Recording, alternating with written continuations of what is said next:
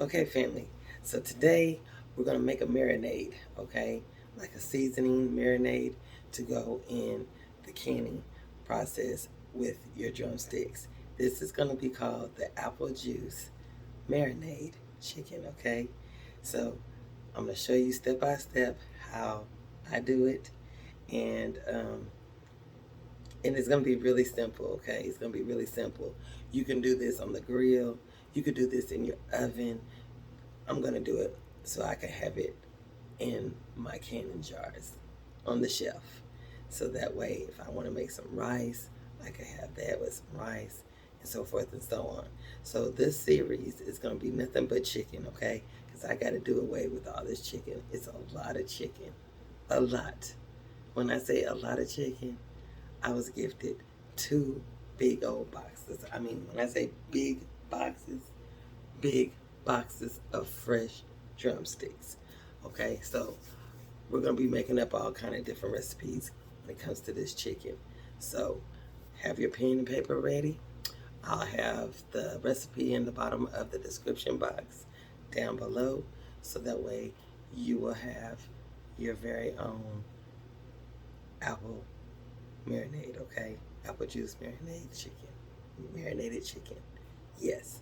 So let's get started, y'all. Let's get started. Okay, family, so here you see in the sink, I have a big bowl of fresh, when I say fresh, fresh chicken.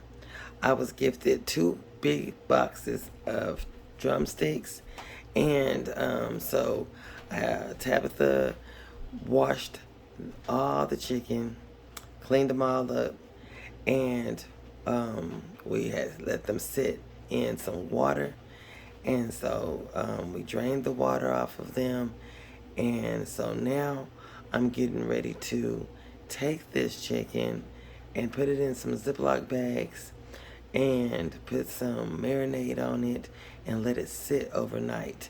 So we're getting ready to do this process as of right now, and then and proceed on to the next stage. Okay, family, so I got my Ziploc bag here, and I'm gonna put my chicken in.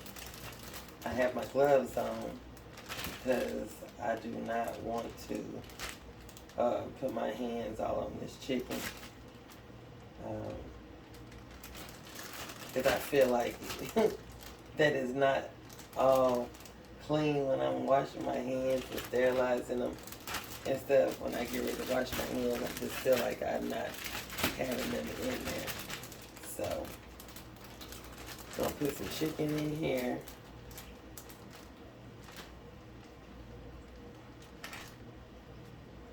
Like so. And I believe got enough in here. Okay. And now I'm going to make up my marinade, and I'm going to show you the recipe for this. Now you can tweak it, you can fix it however you want to, but I'm going to show you how I do it, and it's all how you want to do it, okay? So you put all the chicken in the bag, just like this, and so now I'm going to make the marinade right now. Okay, family, so what I have here is my ingredients. I have here in this cup, I have 3 garlic cloves. I have 1 cup of apple juice. I have a 1/4 cup of packed brown sugar. And I also have 1/4 cup of soy sauce. And I'm going to need 3 tablespoons of lemon juice. I'm going to put this all in the bag. That's going to be the marinade. And I'm going to do that now.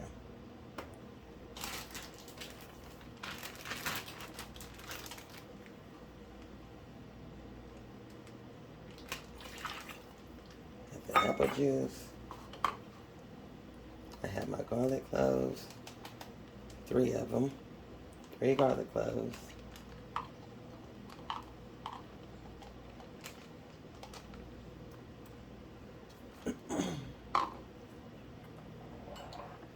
Here's the brown sugar.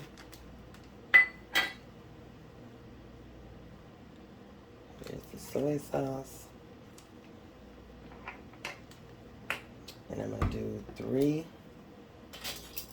tablespoons of lemon juice. That's 2. And then I need 1 more to make that 1.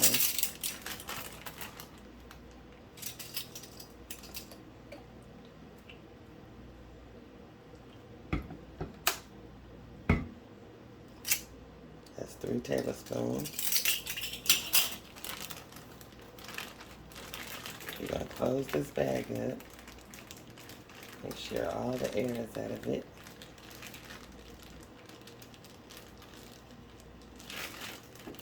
And then we're going to mix it all up.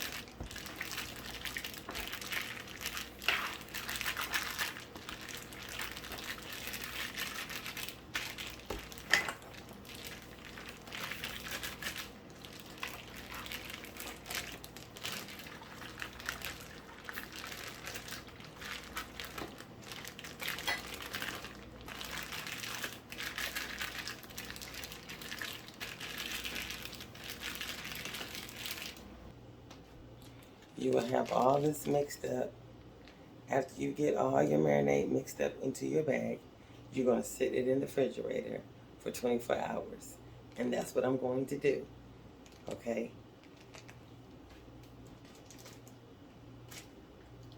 After I let that sit in the refrigerator for 24 hours, I will be back and we'll start the process of canning our chicken. Good morning. It's another day, y'all.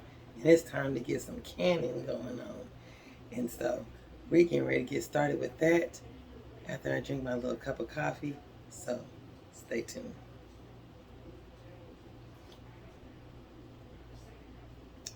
Okay, family, so we're back. I'm happy and I have a cup of coffee, a little bit of it anyway. And we're getting ready to get started with this canning.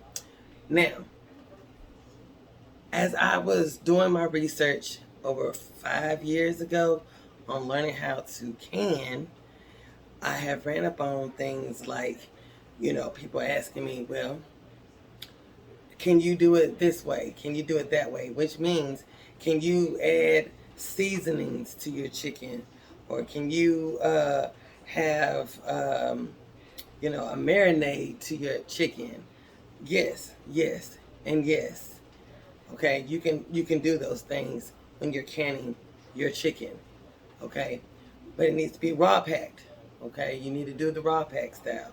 Now, a lot of people add water to their raw packs, and again, as I was doing research, looking deep into it, reading into my books, and really deep into it, when you're raw packing, which is what we're going to do with raw chicken and with the bone in it, you're going to have a longer processing time because it's got a bone in it, in your meat. 2, the elevation is different, okay? You're going to have different elevations wherever you live at. So for where I'm staying at, my elevation is high, okay? Which means I have to have 15 pounds. So when you're looking at videos and people say, well, I'm going to use 11 pounds of pressure or 12 pounds of pressure.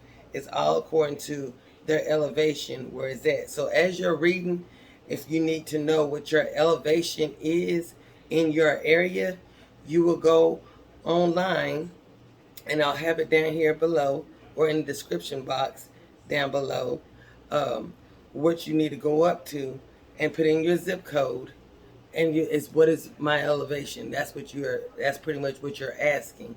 What is your elevation? And you put in your zip code, and it'll tell you exactly what your elevation is. And then you go from there, and as you're researching in your area, and you're finding out what, what the times are when you're canning your vegetables, or when you're canning your chicken, or when you're, this is pressure canning now. This is not water bath. This is pressure canning. And the same goes for your water bathing, okay? It goes for that too, because you need to know both of those type things, so that way you'll know how long you need to process your food. You need to know, the weight scale on your pressure canner and all those things. So um, this right here is what I mean by weight. On this weight, you have it comes apart, so that way you can see. See how it came apart? So this weight scale right here, when I have all of them on here, it's a total of 15 pounds. When I take it off of there, I'll have my 12. I take the other one off, I'll have my 11 pounds. Let me show you. So I take both of these off, and then you're down to just that single one. But for my elevation, I have to have my rings on there like it needs to be, my 15-pound weights. And that's that right here. Okay. So go under your elevation online, type in what is my elevation, put in your zip code, and they'll tell you what your elevation is. And then from there, you put in, how long do I need to pressure can chicken? What do I need to pressure can? How long do I need a pressure can? Um, what's that? Deer, fat, your Venice, all kinds of stuff, fish, it'll tell you. And if you're using quarts, you're having 90 minutes on your quarts. If you're using pints, it's 75 minutes. But you remember what your elevation is and what your weights need to be able to determine, what you need to have. As far as your pressure canner, when you're getting your pressure canner, reading your manual book, it'll tell you exactly how much water you need to have in your pressure canner. In my pressure canner, I got a Presto that holds 7 quarts, okay?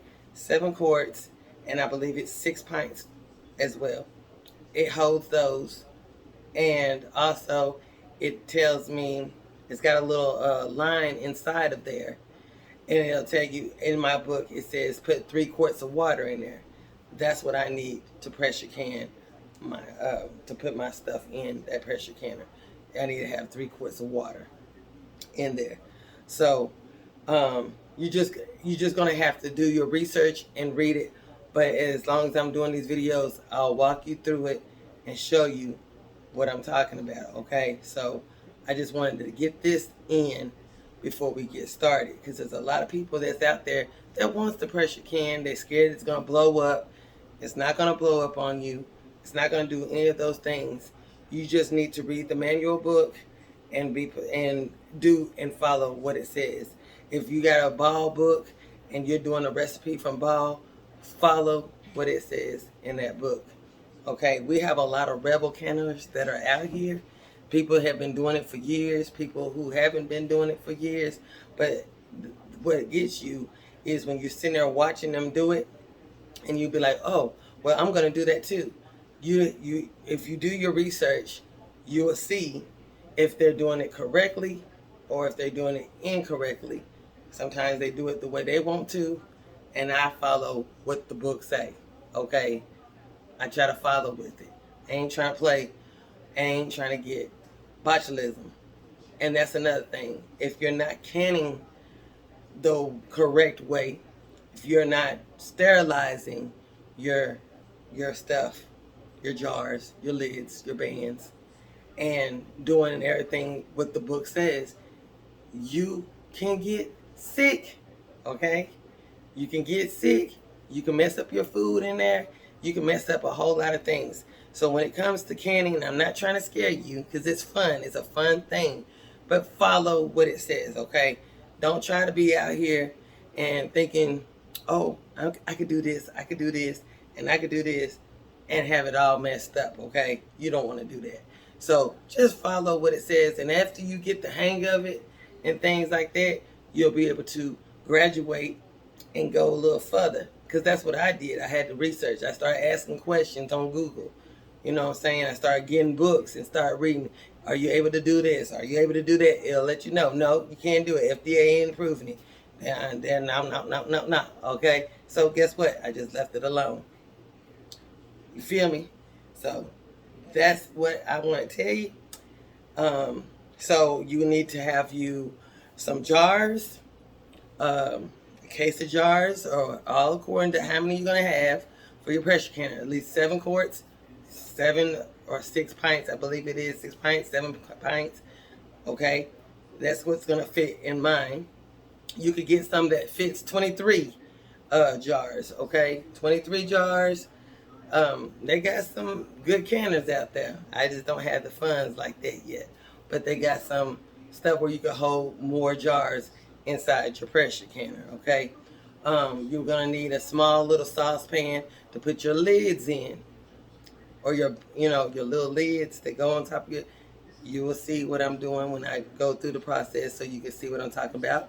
You're gonna need some vinegar as well, because when you're doing chicken or any type of meat, you don't want no kind of grease on your rims, because that's gonna keep it from adhering to that jar, that band. You want that to be cleaned off, and I will be showing you the whole process on that as well too. So you just keep watching, stay tuned, and you're gonna need some grippers. That's gonna help you get your jars up out of there. You're gonna need some mittens.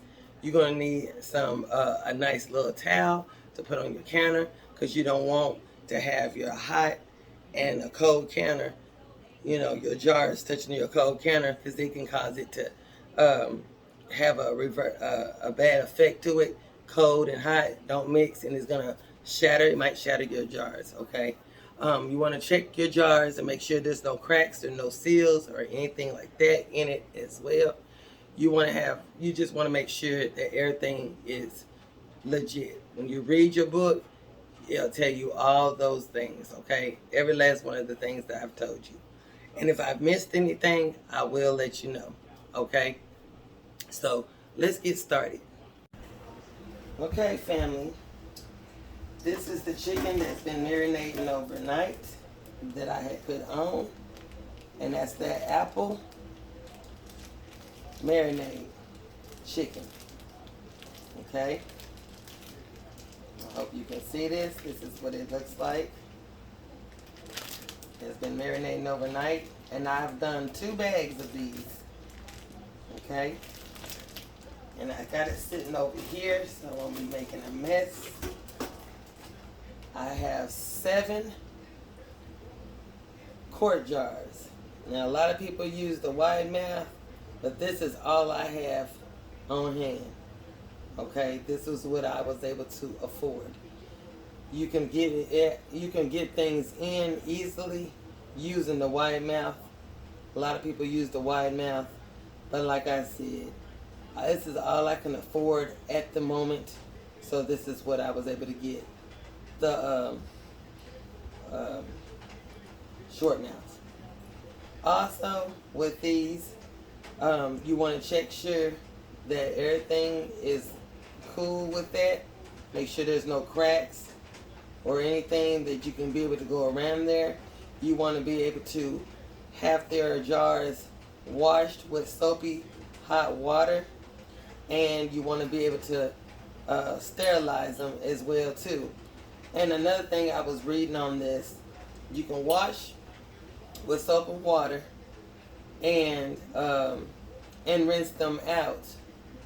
When you're going through the process in the pot, it's going to sterilize it again because of the heat and everything.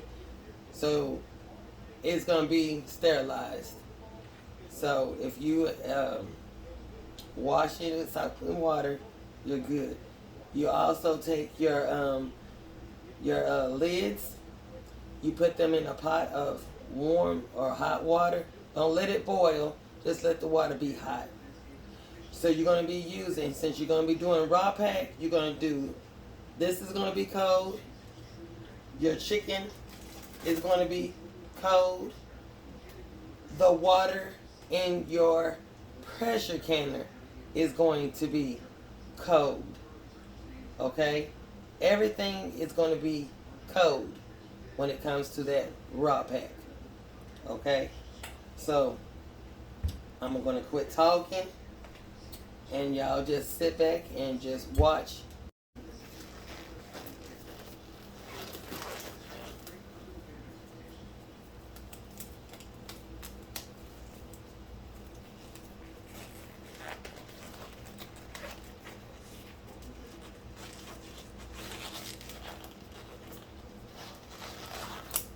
Just a struggling. We're going to get it in there. Okay, so we're good to go.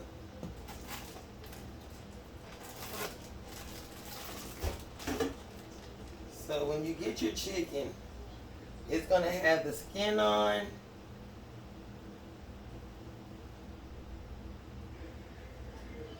And everything. So what you're going to do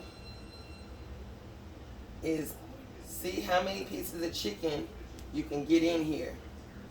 Now, I usually lean it to the side like this, so that way I can try to get as many pieces of chicken I can get in here.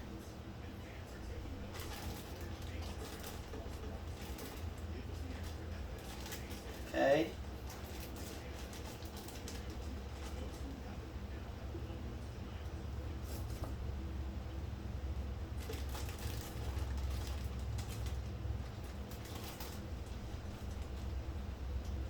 Now, if y'all remember in my videos, I talk about how I do not like apples. But I'm going to have a variety of all different flavors of marinades. Now, there's other people besides myself that live in this house that like apples. Okay? So, they can have at it. And I also cooked dinner. And I cooked this same recipe inside my crock pot overnight too. So my dinner was already done. They enjoyed that. They really liked it. And so with some rice. And yeah, that's what they had. So this is the reason why they have wide mouth, y'all. So that way you won't have no problems.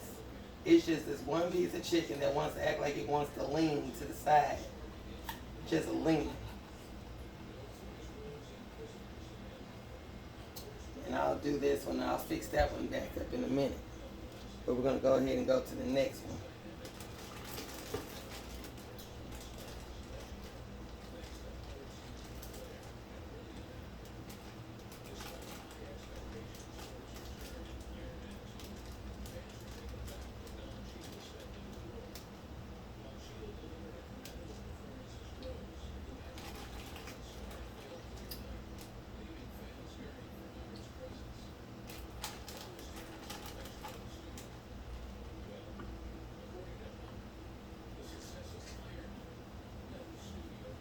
Okay, and some people can get more than 3 in there because there'll be small pieces of chicken. But you want to, when you put your chicken in here, you want it to be at the at this line right here, and that's that 1/2 inch line right here. You want to put that in there, right there where it can be kind of leveled out, right there. At the bottom of that ring. Okay? So that's that one. And you're going to press it down in there, and I will be fixing those. And we're going to get them in there. Because as it's cooking, it's going to work itself. Now, some people put it in this way. It really doesn't matter because it's going to cook anyway.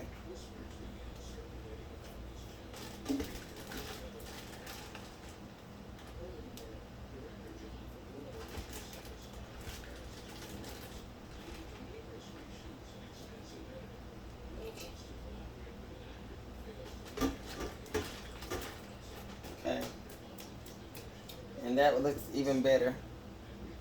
And that's how it's looking. Okay, so I'm gonna do the rest of the jars and I'll come back and I'm gonna show you exactly what we do next. So I was able to get my chicken in. So I went back in the other two that I was showing you and I just turned them with the fat end downward and had the legs stick up, and the fifth one, so I was able to get 4 going around that way and then have where the leg can come up on that last one, and it fit 5. Some of them I was able to get all of them down there with this just the legs sticking up and the fat meat sitting down at the bottom, and some of them the other way around too. But overall I was able to get 5 of each in each jar. Okay, so now what we're going to do is debubble. So if you get you a kit, you will have you a debubbler. It has a measure, the measurements on here, so that way you'll know where your 1 inch, ½ inch in space and 2 inches or whatever is all of it. But you want your meat to be right here at this line, right here. You want it right there. Okay, and so we're going to debubble. The other thing you're going to need that comes in the kit, it's got a little magnet where you'll be able to get your little your lids, and you want your lids to be in some hot water. Okay, you want that to be in some hot water because that's kind of like sterilize it. It says you don't have to do it no more, but I continue on doing that. Okay, the other thing you're going to need is some vinegar. You want to have at least 5% acidity on there because this is what's going to cut that grease off your chicken from those rims. Okay, and last you're going to need your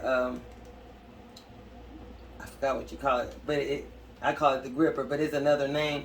But this right here helps you pick up your jars. Okay, this was what you're going to need to pick up your jars. Okay, so now we're going to debubble. We want to make sure all the air pockets are out of this jar. You don't want to have none whatsoever. And you're going to go all the way down and make sure there's no bubbles in this jar. And you'll go all the way around.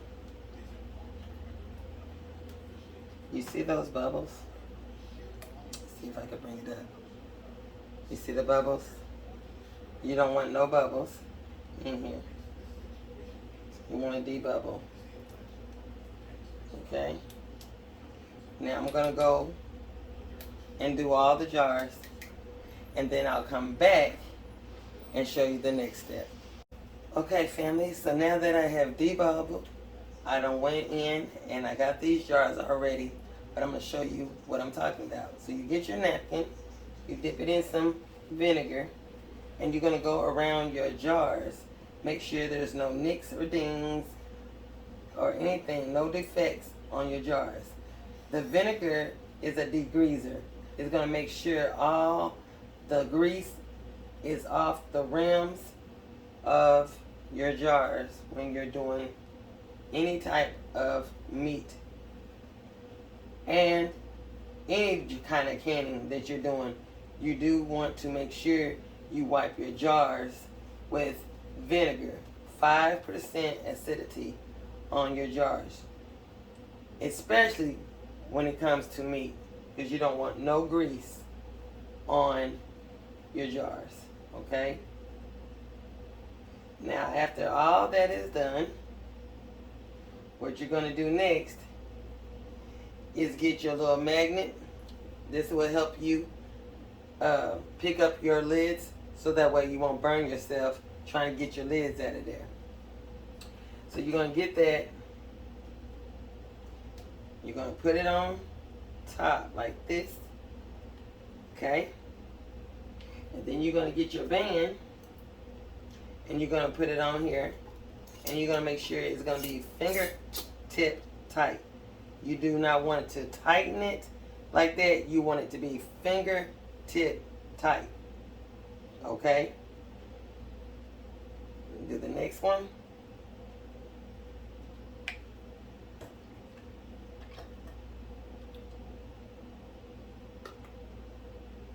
Okay.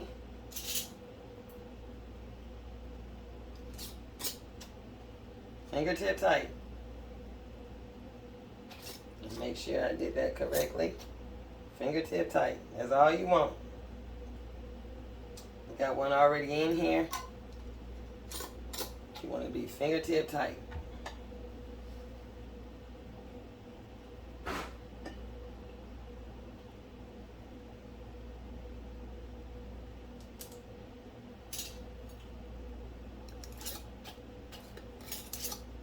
Fingertip tight.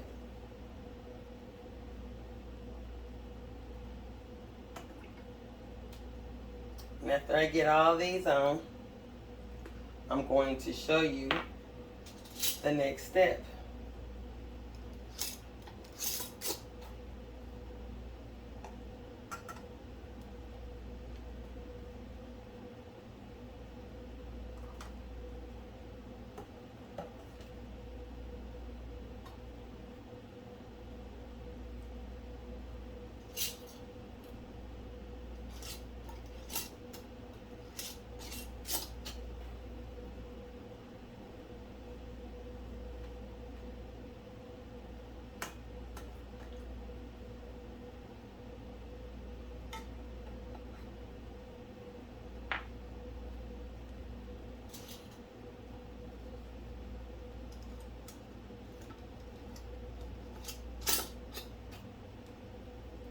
Okay, now that we got all 7 jars on, I'm going to take you over to the stove so that way you can see how the next step is being done.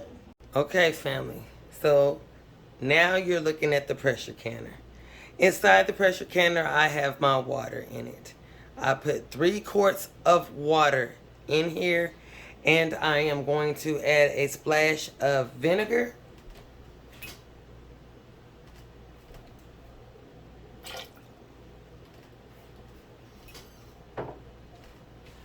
That vinegar is going to help keep the rings up out of your canner, okay?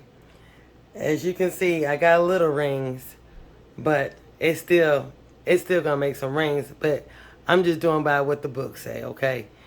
It still makes rings. They even can make a mistake themselves. But anyway, put a little bit of splash of vinegar in there that keeps that, water and your rings from happening on your pressure canner.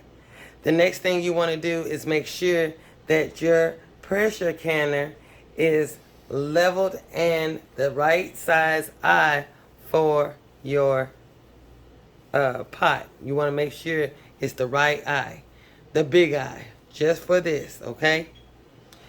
And then we're going to go ahead and add the jars.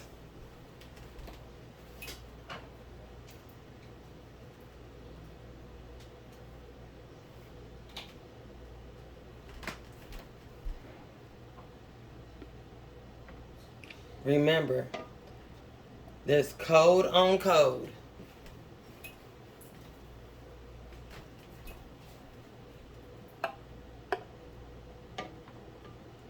You don't want them touching directly on each other. You don't want that to happen, because it needs to have a type of airflow going in between. You want it to be kind of even all the way around.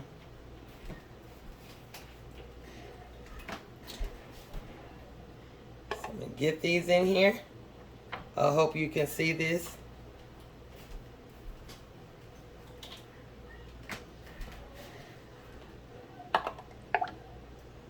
Put it in just like that.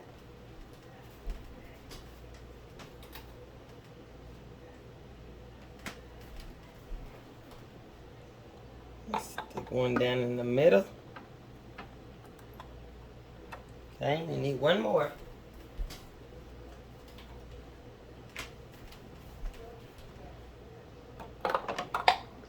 And that's gonna make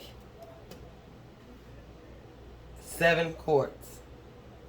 And it raises the water where it needs to be at. Because when you put something in water, it's going to raise the water up. But you have the right amount of water for the time that you're going to be using to pressure can all your jars. Okay? The next thing you want to do is grab your lid. You want to make sure everything is correct on here. You want to make sure that this is working. You want to be able to look through this hole right here and see right through it. You don't want nothing in there where you can't see on the other side of your pot. You want to have your lid on, like you want before you that. You want to make sure that this band right here is nicely lubricated. Don't have to be heavy lubricated, but you want it to be lubricated enough where it's easy to take this off of your pot. Okay? Now if you can see, they have the instructions on how to put this on here. It says to align the arrow to your pot. Here's my arrow. If you can see it, it's right there. And I'm going to align that with that arrow. When I first did this, y'all, I thought I was losing my mind because I couldn't get it on for nothing. Okay? So it looks like it's kind of off, right? So that's how it's supposed to be on there. That way you know everything is snug on here. Now you're going to take these two and just pull it over just like this. Okay? Now it's on there. It's good. Everything's still off. Everything is on there really good. Okay? Now you're going to turn your dial on your stove on. You're going to turn it up to high. Okay? Because you want this stuff to start to boil. And then when it starts to boil, you're going to see pressure coming out of here. So when we come back, I'm going to show you there's going to be a flow of steam coming out.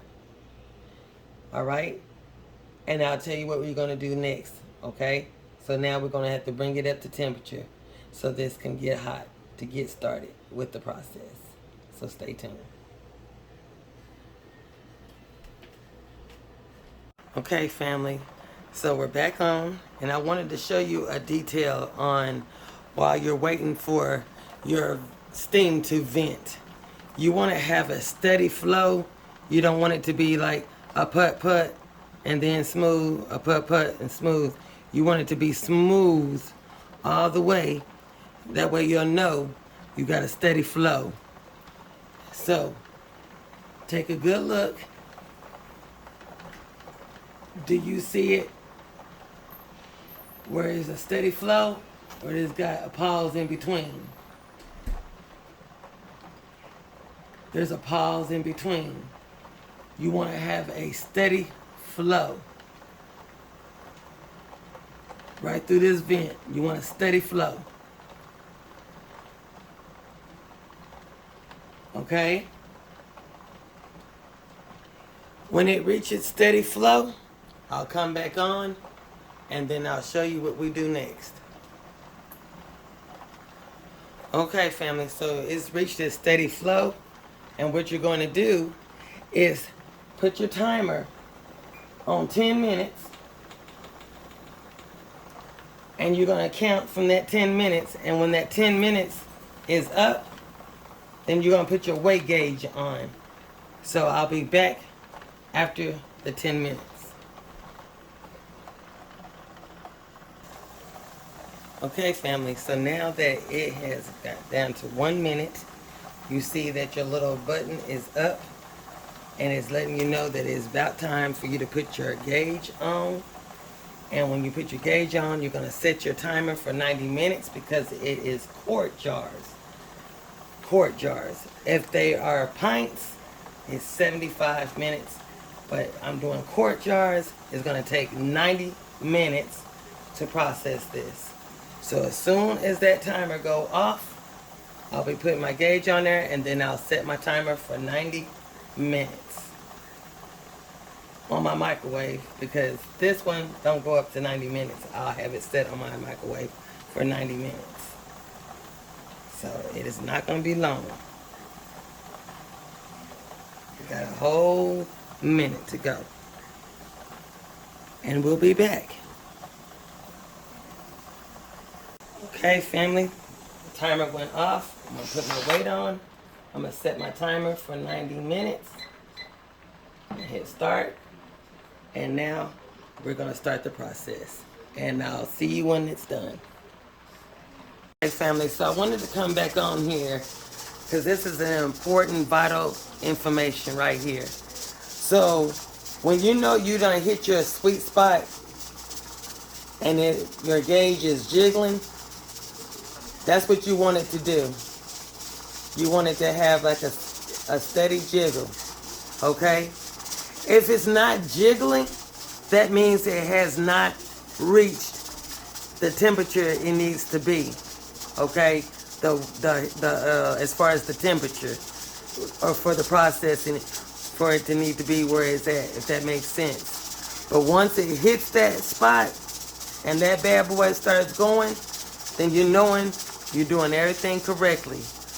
If you don't see it doing like that, it's either your lid is not on properly, or the gauge is messed up and you're going to have to purchase another one. You know, there's many factors, okay?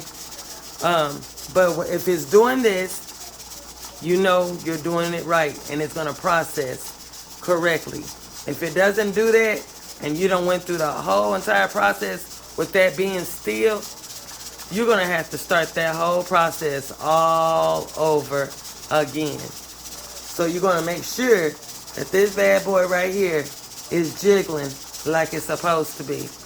Okay? Make sure all your stuff is working.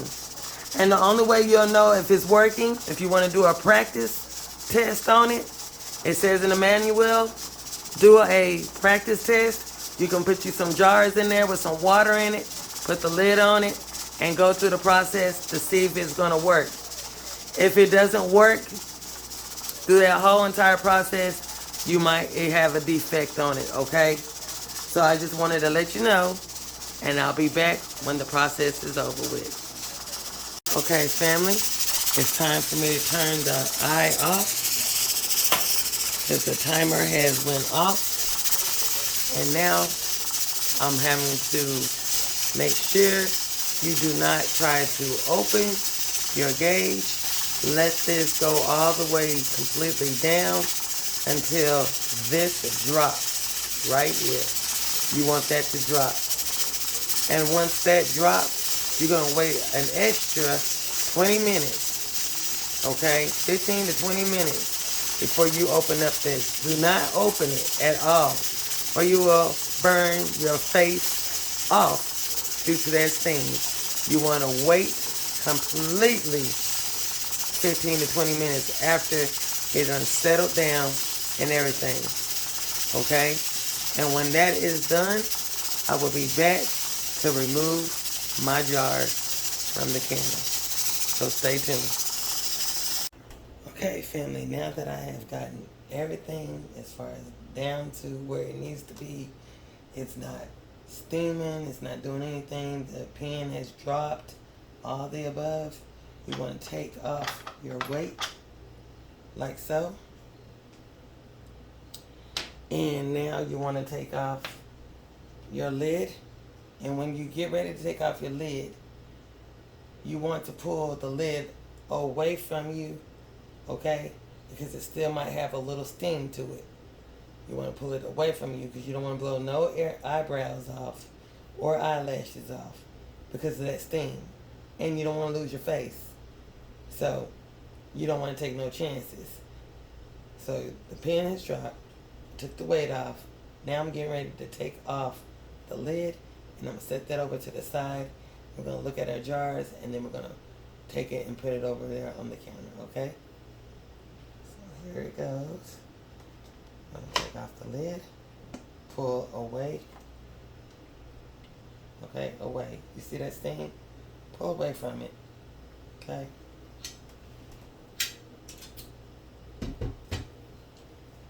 And the water is still boiling in here. Okay. All that broth is still boiling in here. So we're going to take this out, and I'm going to put it on the counter, and I'm going to bring it up close so that way you can see it. Okay?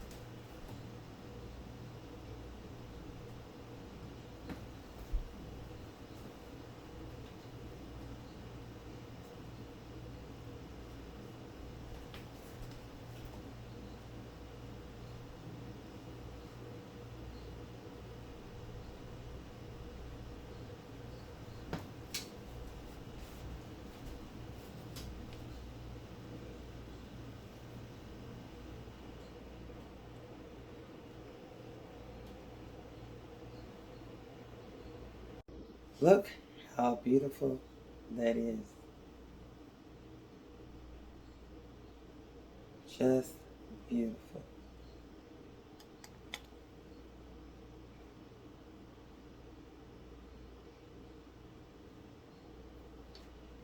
Just like that, y'all. Just that simple. Now that I got all 7 of these jars canned up, you're going to have to wait 12 to 24 hours, okay, for it to completely cool down. And then you'll know if it has sealed or if it hasn't sealed. Now there's 2 ways that you can tell if it's sealed. When you take these bands off, right, and you press down in the middle, if it has an indentation, that means it didn't seal. You can then just let it cool, eat it right away, right? But you are not going to be going through that pressure canning no more. Because I'm going to just tell you right now, you're going to overcook the meat. So you're going to have to eat it, put it in the refrigerator after it's cooled off, and eat it another day, or wait till it cool off, put it in a bowl and some rice, and eat it for lunch, okay?